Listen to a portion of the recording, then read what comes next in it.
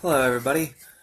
Welcome to me teaching from Atheist to Pastor.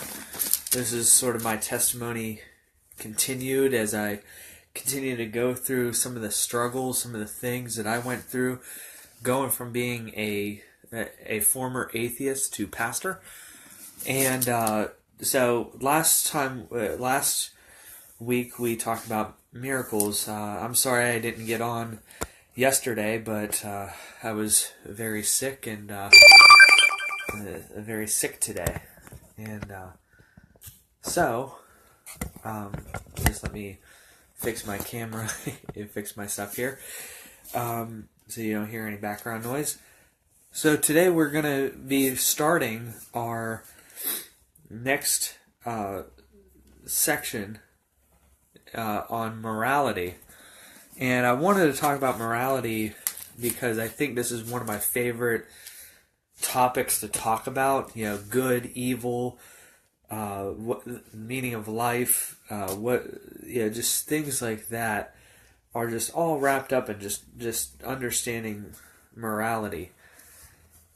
And there are just so many things that you can just go through with this topic. I mean, it's absolutely amazing, like the amount of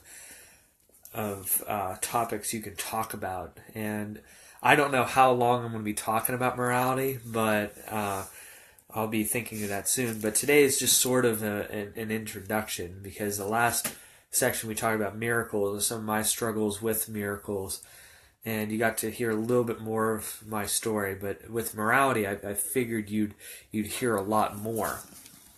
So I wanted to start off with a scripture that really hit me when I was first reading the Bible, and it's one of those obscure verses that nobody really thinks will hit you, and it just has always hit me, and it's always one that I remember. Matthew, you can follow along. I'm within the Sermon on the Mount, Matthew 7, starting at verse 7. Ask, and it will be given to you. Seek, and you will find. Knock, and the door will be open to you. For everyone who asks receives, the one who seeks finds, and the one who knocks, the door will be opened. Which of you, if your son asks for bread, will give him a stone? Or if he asks for a fish, will give him a snake? If you then, though you are evil, know how to give good gifts to your children, how much more will your Father in heaven give good gifts to those who ask him? I thought that verse just really stood out to me when I was first reading, because part of the reason why I became an atheist was because of hard things that happened in my life, hard things from my own perspective. I saw just evil things going on in my city, in friends' lives, everywhere. And one of the things that hit me reading the Sermon on the Mount was how things were laid out before God, by God. So getting started with where I was, I saw so much stuff in Newcastle that how could a good God exist if all this bad stuff is happening in Newcastle? Newcastle is a city that's in between like three source cities for drugs. So the heroin epidemic is very, very high, just like it is across many places in the United States. The drug epidemic is very hard, which in turn leads to a lot of gang violence, which in turn leads to a lot of killing, which in turn leads to a lot of murder. So in turn it leads to just the normalization of, bad stuff happening. I saw friends and family members. I saw friends who died from heroin, and I saw friends who were messed up on drugs and did messed up things. I knew people, friends of mine, who, one of the people who got me in, I'm not going to name who this is, but one of the people who got me into church, this person was molested by her grandfather, just all sorts of messed up things, and then I myself, and seeing bullying happening in school, just being picked on a lot of times. One time my parents' house, my family's house was next to a drug dealer's house, and another gang shot up the house and almost went through the window. It could have went through the window and killed me because I was in front of the window. Just all sorts of things that you just see evil happening in the world. We see evil happening every day, and as an atheist, I just think if God is so good, why doesn't He stop all this? So therefore, He must not exist. That was my attitude. That was how I felt about these things, and so I can empathize with the atheist who has had family members pass away. I can empathize with the atheist, who's had a loved one go through cancer. I can empathize with the atheist who has seen evil happen in their lives.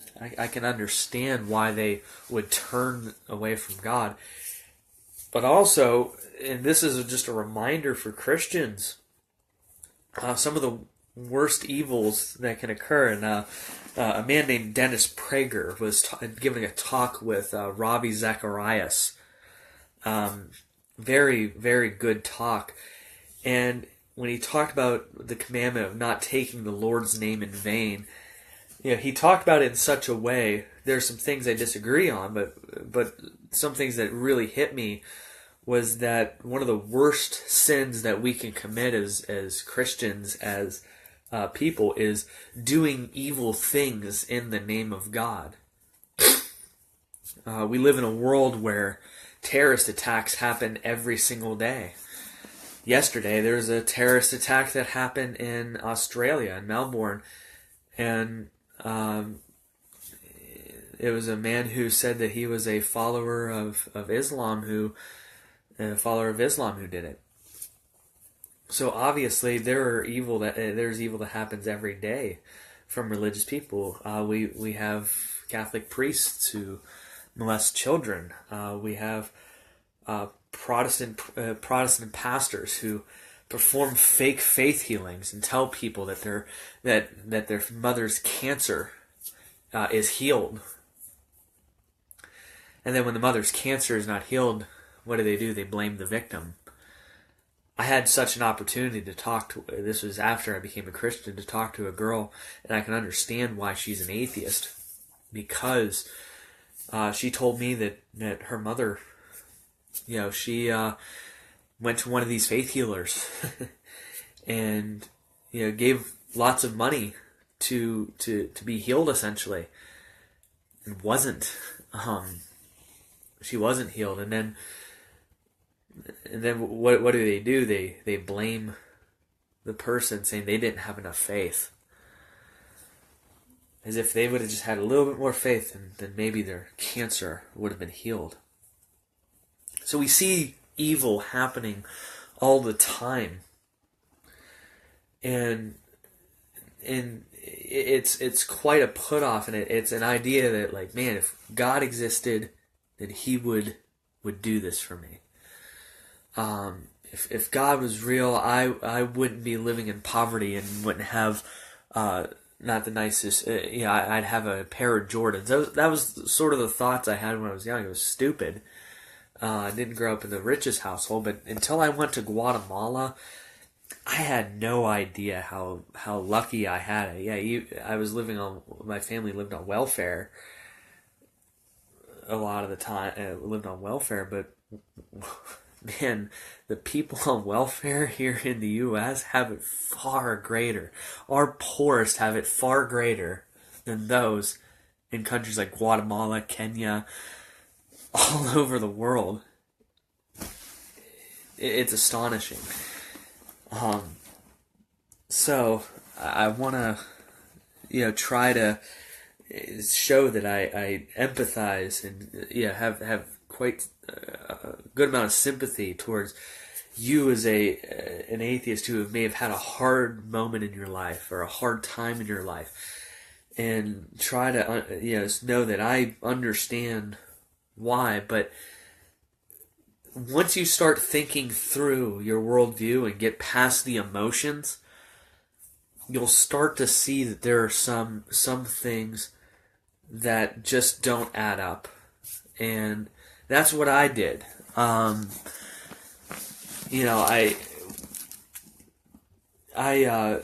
there are two, so where I want to transition is, I'm going to be talking a lot about Christian morality, and it's going to be a lot of philosophy, but it's also going to be, and I'm going to ground it in the Word, and I promise I'm going to ground it in the Word because that's most important.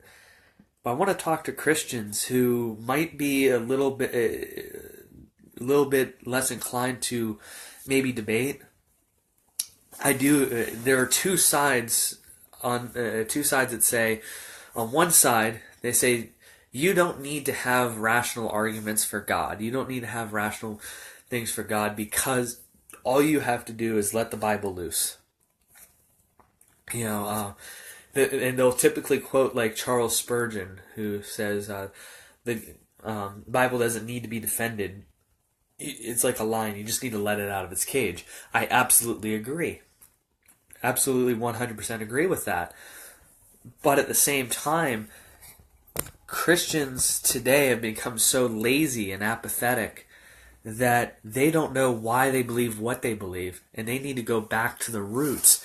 And all of the quote-unquote classical arguments for God's existence are arguments that are in the Bible that are used, and that can be used, and are grounded fully in Scripture. So then there are those on the other hand who say, don't use the Bible at all.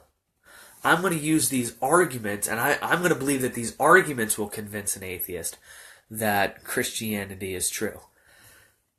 Yes, these arguments may help you. They may help and aid you. But if you don't have the power of the Holy Spirit and the Word of God being brought to bear on a Christian's on an unbeliever's heart, you're never going to convert anybody. Talking to Christians. Atheists can have all the head knowledge in the world of these arguments, but if they don't get it to their heart, they're never going to understand. They're never going to get it. But I love these arguments because for myself, when I look at the moral, because what I'm going to go through is the moral argument for God's existence and really flesh things out in a couple weeks dealing with this issue. So I understand it might be counterintuitive as somebody who's going through hard things to try to talk about good and evil in maybe a colder sense. But when we talk about good and evil, we're talking about real life issues. We're talking about real people who are going through real struggles. So I hope I never sound cold when talking about these things, or maybe putting down the hard things that may have happened in your life. But at the same time, I want you to start thinking, using your thinking rationally and going, okay, I know these bad things have happened in my life, but me being an atheist, does this give me a good basis to call this good or evil? That's sort of where I want to go. And so I'm going to kind of begin by laying out some of the arguments, laying out some of my thoughts that kind of help me get through my atheistic worldview. And where I'm going to start is by kind of giving what I realized was where I went into being when I was an atheist, becoming where I went with morality. So when a lot of bad things were happening in my life, I was being bullied, picked on, going through depression.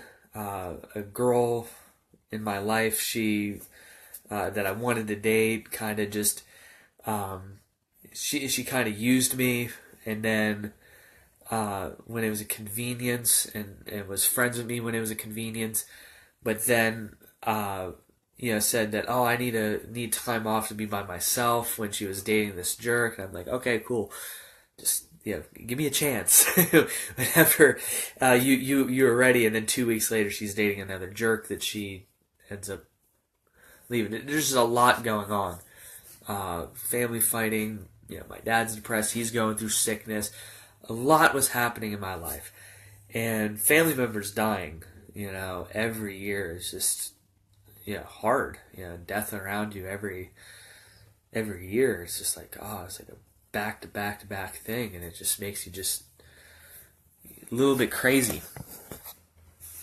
So when I decided to say that there is no God, thoughts came into my mind.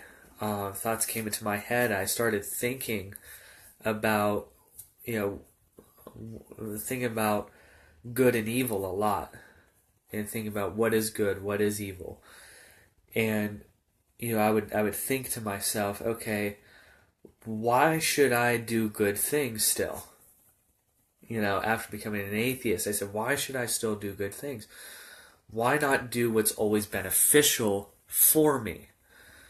Because not all things that are good, doing good things isn't always beneficial for you.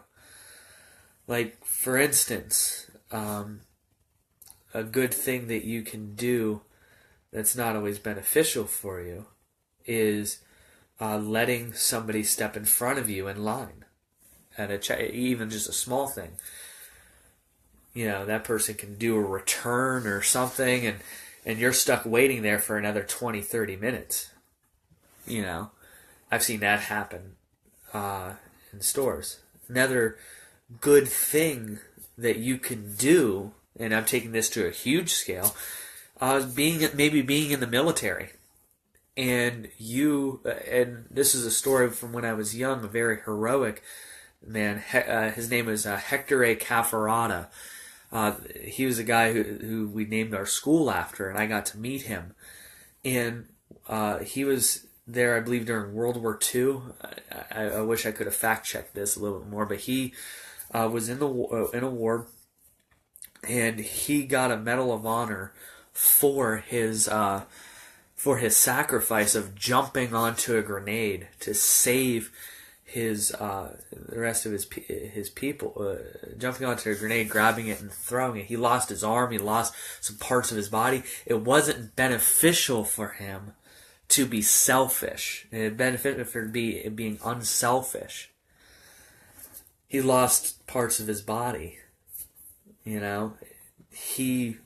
it wasn't beneficial for him to sacrifice. He could have ran away. He could have threw somebody in front of him. He could have done something what we would consider despicably evil, maybe, to save his own life. But he didn't. He was selfless, and it cost him, parts of his body. So we see selfless things happening each and every day.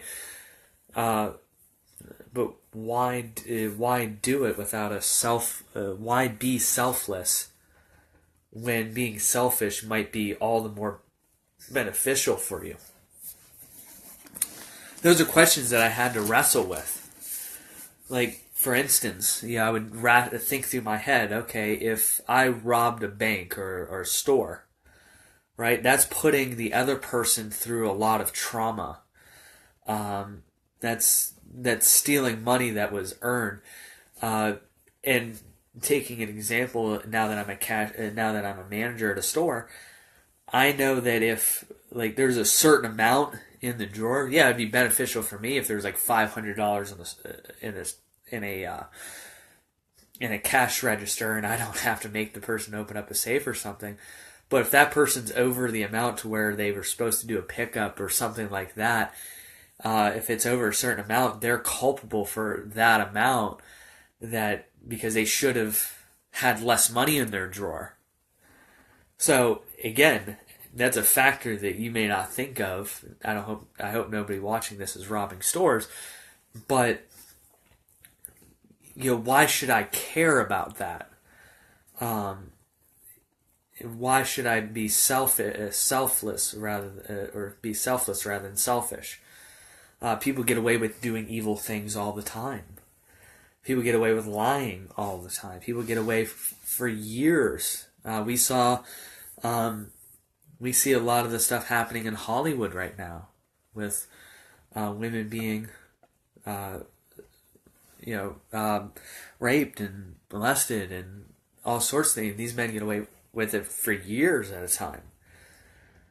And at the same time, you also have women who will come forward out of political gain. It's pretty, but why do something selfless when being selfish is all the more beneficial to you? So that was my understanding, of morality.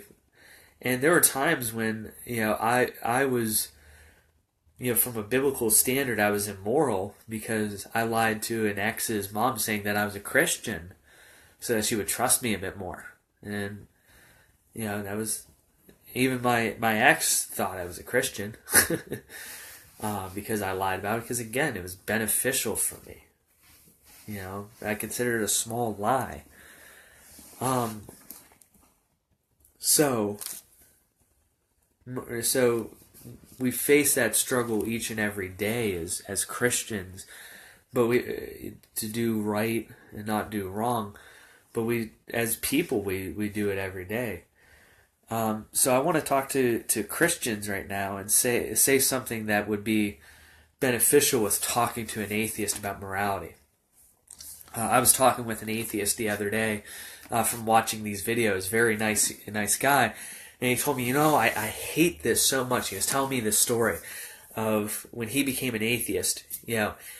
Somebody told him, and I'm not going to share who this person is, but somebody told him, you just want to be an atheist so that you can go on sinning. So you have a particular sin in your life that you want to do, so that's why you're an atheist. Well, at the same time, this Christian was sleeping with a girl that he wasn't married to. Bonkers, right? It's pretty crazy.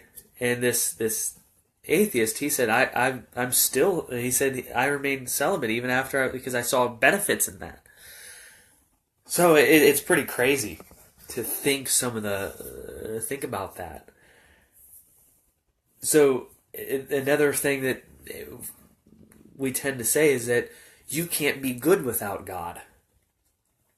That's true.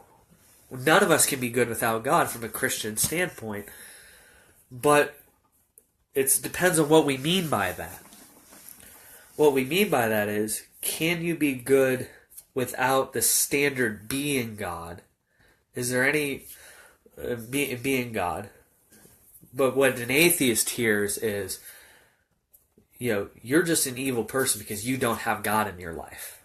That's not what we're saying as a Christian. We have to make a distinction, because there are a lot of atheists who can do a lot of really nice things.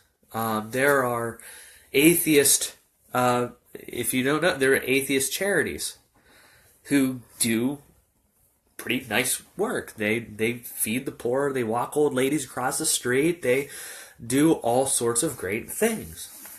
A guy named Omnipotent, the Friendly Atheist, every year his organization, they donate to a religious charity that's doing work that they like. That's pretty cool. I'm not gonna lie. I think that's pretty awesome. But again, just because an atheist can do good things doesn't make them good themselves. Nor just because we're a Christian we do good things doesn't make us good. What makes us good? So those are some of the things I just want to start off with in this discussion, is to kind of get rid of the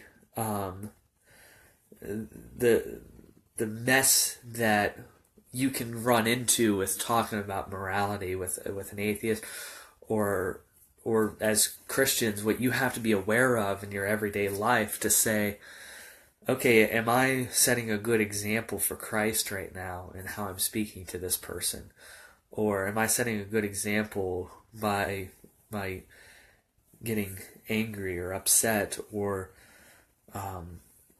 with this? Am I showing Christ-like behavior? Because atheists tend to look at the behaviors of religious people, and quite frankly, many Christians don't do a very good job at that when pretending to represent Christ. So I have about 14 more minutes left, and what I want to do is kind of just lay out the foundation for where I'm going to go, and go the next couple weeks. So I want to present the moral argument for God's existence and some of the things that really made me think. When I was young, I realized that without God, is there a real standard for good and evil without God? And I came to the conclusion, no. So in philosophy, we call this objective moral standards. So standards that are, like morality is something that's outside ourselves. Good and evil. Standards for what's good and what's evil is not created by humans, but is created by something outside of humanity, that's binding on every single person. So an example of this would be one of the commandments, thou shalt not kill, or thou shalt not murder. We have the idea that we should not murder anybody.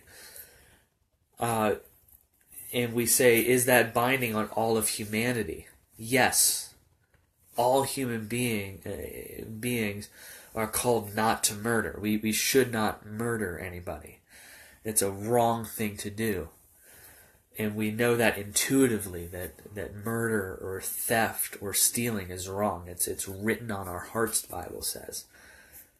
So we have an idea of that. Now, without God, do we have objective moral standards? So the moral argument essentially goes, if objective moral values exist, then God exists. Objective moral values do exist, therefore God exists. That's the syllogism that I like to use, because I don't base God's existence on anything else besides moral values existing. Because is there any other sources except for God? And this is where I get a little bit philosophical, but I'll explain myself. Are there any standards for God's existence outside of, God? So I believe there are very few sources for morality. The first one I say is animals. But do we get our moral values from animals? No, we don't, because animals do all sorts of things, like poop on a carpet, or they forcibly have sex with other animals in order to. But we would consider that rape as human beings, and we wouldn't do that. But so we don't look to the animals to say, oh, a dog likes to hump a lady's leg, I should go and do that too. We don't do that type of stuff. We don't look to lower animals to pick our morality. The second source would be individuals. Us as individuals, we don't look at ourselves for our own moral. I said, do we create our own moral creed? I said, we could possibly, without God, we can do that. But what if our personal morals conflict with another's? whose is right and whose is wrong. Like, for myself, I believe that lying is okay. It's morally okay to lie to people. But I'm talking to somebody who says, no, lying is not okay in any circumstance at all. Who's right? Who's wrong? And especially that person who doesn't like lying, who's speaking to somebody maybe like myself who does love lying. I talk to him and lie to him, he might beat me up or even kill me for it, which that would cause issues too. So, do individuals come up with morality? I don't think it can't come up with an objective morality, because if everybody's creating their own, there might be differences. The next place is culture, which is just a culture society. For instance, in other cultures or societies, there might be different values when you go over there. But are those values right or wrong? Most people would say, oh yeah, like if another culture does this, but your culture doesn't, that doesn't make it right or wrong if the culture over there does something different.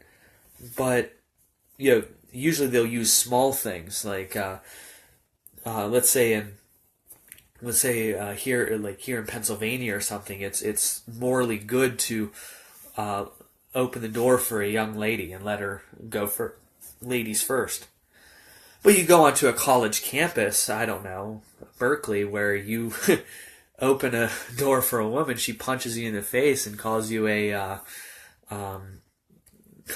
calls you the patriarchy or something. I've actually had that happen once, where I've opened the door for a lady and she got upset with me because of that. But if it's culturally taught that men aren't supposed to be that way or something, then it's not right. Another instance is obesity. Not saying anything bad about obesity, but I'm just trying to make a point, is that in our culture today, we put a lot of emphasis on our weight being lower and our weight being down, being very skinny. That's something that's cultural. But in earlier times, being overweight was actually a sign of prosperity. That women wanted to be heavier because it would show that their husband was richer and more able to take care of them. That was something that happened in earlier cultures. So is that right? Is that wrong?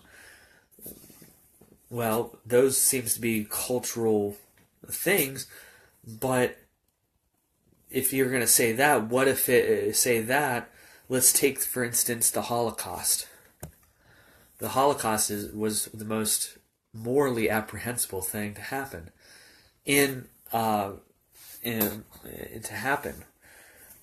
Millions of Jews were killed, murdered, by a man who believed that they were less than human. The Nazis killed the Jewish people, gassed them in chambers, and burned their bodies, used them for slave labor, and called them inferior, less than human, not human whatsoever. We look at that today and cringe. During the Nuremberg trials, men who were part of this, they would say that it's not our fault because that's what our culture taught us. The judges said, do you not know that there's a higher standard? So, if we were to say that culture creates moral values, what we are really saying is, if Hitler, so to speak, would have won World War II, would have went through the whole United States and somehow convinced millions of people that the Holocaust was a morally good thing to do, therefore it's a morally good thing, that the killing of Jews was a righteous and good thing to do. Many of us wouldn't buy that. So that's known as is cultural relativism. I throw this next one as a joke. aliens.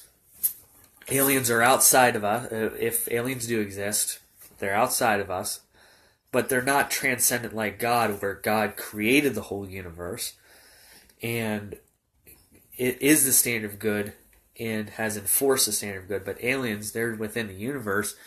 What reason would I have to listen to something within the universe? And then last but not least is God, who God is transcendent. He's outside the universe, but also working in the universe.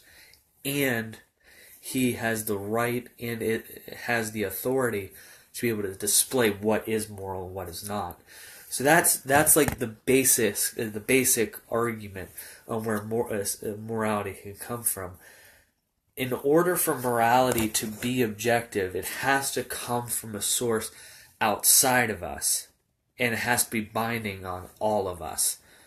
And from the atheistic perspective, you just don't have that. You actually don't have that standard there. I didn't have that standard there.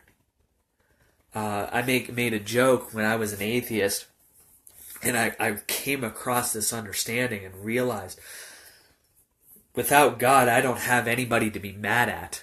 I don't have anybody to be angry with, because I didn't have anybody to say you're wrong to, and that included other people. I realized that I came across the studies of Nietzsche, nihilism, and realized that if there is no God, and this is all there is, then nothing really matters. You can be optimistic, but in the end, you're going to die, and that's it. But when somebody else that I'm talking to is speaking to me, maybe bullying me, like that kid I talked about who said your grandfather died to get away from you, that just makes him feel good. That just makes him feel good to say that. How can I call that action wrong? How can I call that action evil? He's just doing what is right in his own eyes, as the book of Judges states. Now take it this way. If there is no God, and there's no standard of good and evil, why do we have a reason to be against rape? Why do we have a reason to be against... Yes, we personally don't like it, but that might just be a preference for us. But just because something is a preference doesn't always make it binding. Somebody could always do something that goes against the culture. We see it happen all the time. Generally, most people think that mass murdering is wrong. But there's always the person, right, who goes and commits these horrible atrocities and murders, over 100 people, or goes into a church and wipes out people. I'm not saying that atheists, by any stretch of the imagination, are going to do this. I'm not saying this, and I'm not saying that religion itself is a barrier against this, because obviously we see with Islam, not all Muslims, but with many people, many followers of Islam, that we see terrorist attacks happening. So it's not just religion that is a barrier, but what we need to understand: who is the true God? What are the right standards? And is that the Bible? So where I end this kind of introduction is I want you to kind of think through some of these arguments, think through some of the thoughts that I gave to you, and next week we'll flesh out a little bit more of what I mean, and hopefully it'll be interesting to you. So I'm gonna just quickly address my groups. Atheists, what I want you to kind of learn is,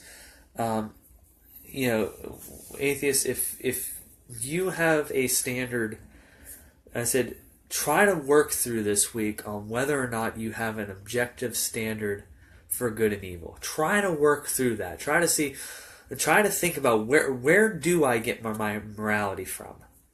Do I get it from a source, from a reliable source that is binding on all human beings? And what is that source? And does it work out logically? Christians, Christians, I want you to think through your worldview. Where do you get your morals from? Are you getting your morals from the Word of God? Are you going through the Bible and figuring out issues on morality? Because within the next couple of weeks, I'm going to hit on some moral things that occur and how the Christian should address them. I may even take some time to talk about homosexuality. I'll take some time to talk about abortion. I'll take some time to talk about just contentious Christian matters today. Because I think that it would be very helpful and talk about how an atheist can work through this, how a Christian will work through this, and see how we come out on the other side and take these as test subjects. But so Christian, are you thinking about where you get your morals from? Are you thinking about going through that? And then to Christian parents, can you sufficiently kind of explain where you get your morals from to your kids? Can you explain that to them? I think it's an important thing. So next week, because this is mostly just an introduction to talking about morality, next week where I want to go is I'm going to talk about two subjects that really help explain the Christian perspective to atheists and what the Christian should believe. I'm going to talk about why bad things happen to good people, and I'm going to talk about that argument against Christianity. And I'm going to talk, which is mostly dealing with the problem of evil. And I'm going to talk about what Christians believe about human nature, total depravity, and how that intertwines together. So, I hope this was enjoyable to you. I hope I try to keep this within 40 to 45 minutes. 43 is not bad, but I wasn't 100% prepared today because I had a lot of. I was sick the other day and wasn't feeling well. My mind's still kind of reeling from it. So next week I'll be a bit more prepared. But most of the stuff I could talk in my sleep. But I just hope this was beneficial at least and gets your mind thinking, gets your mind going. And to Christians who are maybe against talking about the big philosophical things, what I want to say to you, and say this in love, is these kind of things are needed. Christians need to start thinking critically with their minds. They need to start getting past the emotionalism that happens from our culture.